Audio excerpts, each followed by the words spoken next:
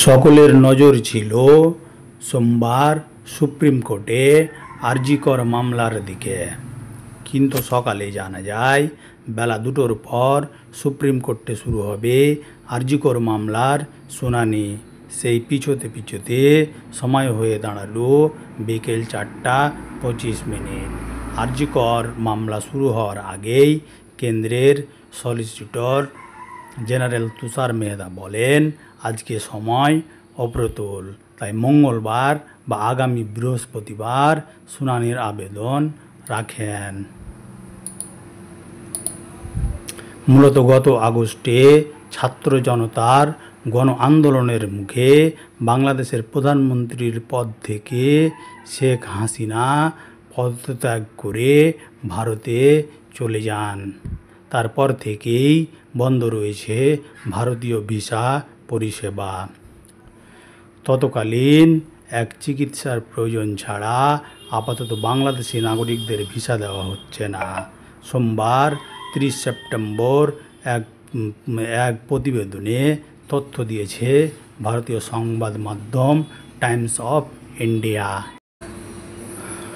প্রতিবেদনে বলা হয়েছে, সর্বশেষ খবর অনুযায়ী 20,000-এর বেশি বাংলাদেশের পাসপোর্ট ফেরত দেওয়া হয়েছে। ঢাকায় ভারতীয় হাইকমিশনের দিকে ব্যাপক বিক্ষোভ ও হুমকির পরিপ্রেক্ষিতে এই পদক্ষেপ নেওয়া হয়েছে। মূলত বাংলাদেশি নাগরিকদের জন্য ভিসা পরিষেবাগুলো অনির্দিষ্টকালের জন্য স্থগিত করার ফলে এই পরিস্থিতি হয়।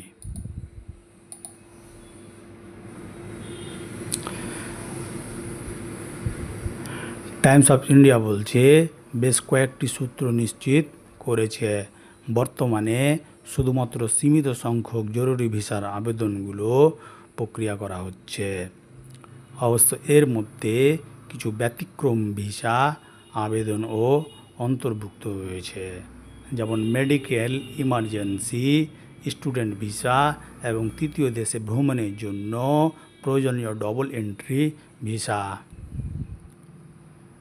এর আগে শেখ হাসিনা সরকারের পতনের পর বিক্ষোভের জেরে ভিসা পরিষেবা স্থগিত করা হয়েছিল।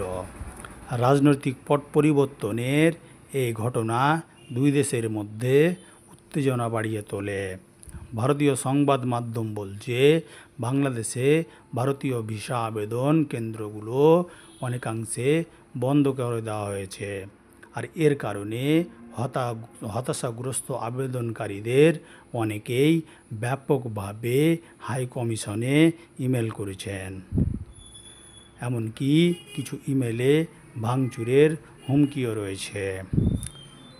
প্রতিবেদনগুলোতে ইঙ্গিত করা হয়ে যাচ্ছে যে আবেদন কেন্দ্রের সদস্যরা প্রশ্নবাণে জর্জরিত হচ্ছেন এবং সোশ্যাল মিডিয়া প্ল্যাটফর্মগুলো জনগণের অসন্তোষ প্রকাশের স্থানে পরিণত হয়েছে।